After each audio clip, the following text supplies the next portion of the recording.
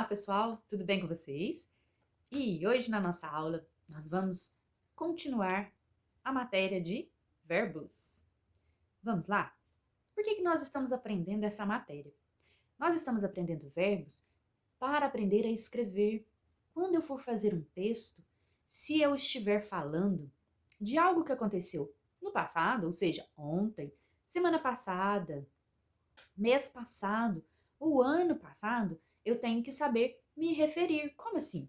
Eu tenho que saber escrever as palavras de acordo com o tempo em que aconteceu. Ou, se eu estiver escrevendo algo que está acontecendo agora, como que eu vou escrever? E se eu for escrever para alguém e contar que vai acontecer alguma coisa? Então, como que eu escrevo essas palavras, né? Então, por isso que a gente aprende verbos. Por exemplo, ontem eu fui à praia. O ano passado nós tivemos que fazer isolamento social. E ainda estamos, percebam, e ainda estamos vivendo o isolamento social. A pandemia não acabou. Ela não acabou.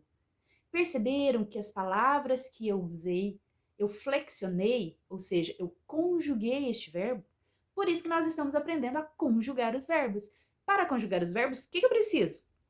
Pronomes e saber em qual conjugação ele está. Se é ar, er ou ir. E hoje nós vamos ver e fazer. Vocês vão fazer a conjugação do verbo na segunda conjugação, que são as palavras terminadas em er. Hoje nós veremos as palavras terminadas em er e ir. Vamos lá? Então vamos lá para a nossa aula de português. Hoje, dia 16/6, quarta-feira, 16 de junho. Escrever a data completa, né, conforme vocês já sabem, no caderno de português. Vocês vão fazer leitura nas páginas 94 a 99. E aqui nós vamos conjugar, no tempo verbal passado, o verbo vender. Segunda conjugação, ó, terminada em er. Como que fica? Eu vendi, tu vendeste, ele ou ela vendeu. Nós vendemos, vós vendestes, eles ou elas venderam. E eu tenho também um verbo da terceira conjugação, ou seja, terminado em ir. Como que ele vai ficar? Eu subi, tu subiste, ele ou ela subiu, nós subimos, vós subistes, eles ou elas subiram. Tá certo?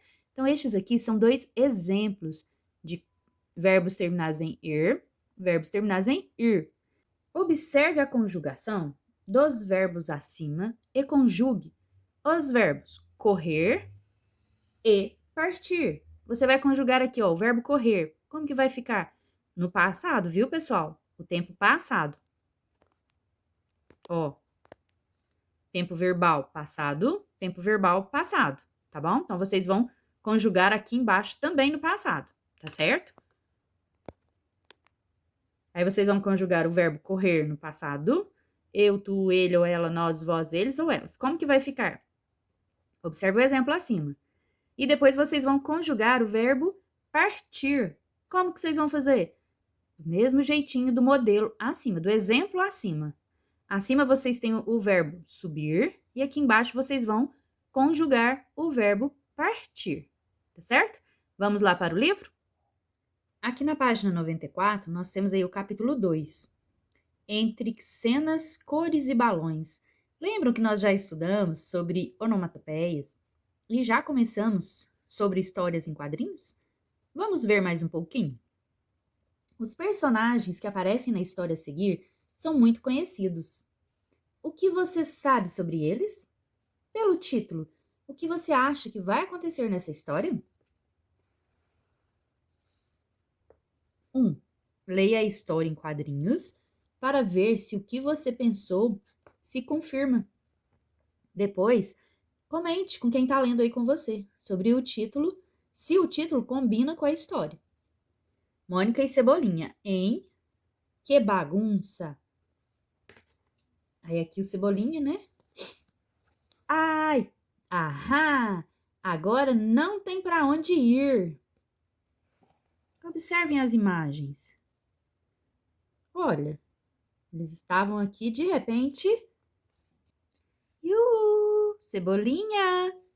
Achei! Né? Glup. Golducha, baixinha! Aqui, gente, isso aqui é um pote de nanquim. O que é nanquim? É uma tinta. Observem. Ha, ha, ha! Bem feito! Casp, casp, cof, cof. Onde a gente estava mesmo? Ops! Agora ficou fácil. É só seguir as pegadas. Ei, volte aqui! Nem molto! Ei, que bagunça é? Esta aqui. Maurício! Eu estava correndo atrás do Cebolinha e a culpa é da Mônica. Calma, crianças, calma. Pof, pof. Tem um trabalho para os dois. Hoje vocês não saem daí, enquanto não deixarem tudo limpinho. Sua culpa, Cebolinha. Bolas, sempre eu. Maurício de Souza, né? A turma da Mônica, São Paulo. E aqui nas páginas 60 e 64, da editora Globo. O que é nanquim? Tinta preta, especial para desenho. Quem é Maurício de Souza? Maurício de Souza nasceu em Santa Isabel, São Paulo, no dia 27 de outubro de 1935. É o criador da Turma da Mônica e o mais famoso e premiado autor brasileiro de histórias em quadrinhos. Aqui na página 98, nós vamos fazer uma interpretação deste texto. Quando eu tenho um texto com imagens e alguns sons, eu também tenho um texto, viu, pessoal? O texto não é só palavrinhas, não. Imagens também indicam que algo está acontecendo. Letra A. Melhor, 2. Responda. Letra A. Que traço da personalidade da Mônica é evidenciado no primeiro quadrinho? O que vocês acham? Como que ela é? Letra B. A história deixa claro o motivo de os personagens estarem brigando? Sim ou não? 3. Observe o segundo quadrinho da história e conte para quem está aí junto com você. Observem. Letra A. Marque as alternativas adequadas. Nessa cena, o autor evidenciou a passagem dos personagens para outro ambiente, ilustrando. Qual ambiente foi esse? Prancheta de desenho, tintas, lápis ou régua? Ou computador? Ou borracha? O que vocês acham? B. Observe a expressão dos personagens e escreva como eles estão se sentindo nesse momento. Mônica, qual é a expressão dela? Como é que ela está se sentindo? E o Cebolinha? Observe nesse desenho aqui, viu? Nesse aqui, viu, pessoal? 4. Por que Cebolinha deixou pegadas no papel? 5. Complete a frase de acordo com a história. Para tentar fugir da Mônica, depois de cair no tinteiro de nanquim, Cebolinha se escondeu. Onde? E aí vocês vão escrever. O que aconteceu? Depois que ele caiu no tinteiro de nanquim. 6. Observe esta outra cena. Ei, que bagunça! É esta por aqui? Maurício! Letra A. O primeiro balão de fala aponta para fora do quadrinho. De quem é essa fala? Da Mônica, do Cebolinha ou do autor da história, Maurício de Souza? Letra B. Pela expressão dos personagens, como eles se sentem ao ser surpreendidos? Explique por que eles se sentem assim. O que vocês acham? Aí vocês vão escrever aqui, tá? 7. Leia o quadrinho, observando a fala de Cebolinha. Depois responda. Ei, volte aqui. Nem molto. Hahaha. Asque. Onomatopeia é a representação gráfica de sons ou ruídos produzidos por objetos, animais, pela natureza e pelo próprio ser humano. Letra A. Na cena aparece uma palavra em destaque. Circula. B. O que essa palavra representa? Qual que é a palavrinha? Só observar, né, gente? C. Que característica de Cebolinha fica evidenciada nessa cena? O que vocês acham? Qual que é a característica do Cebolinha?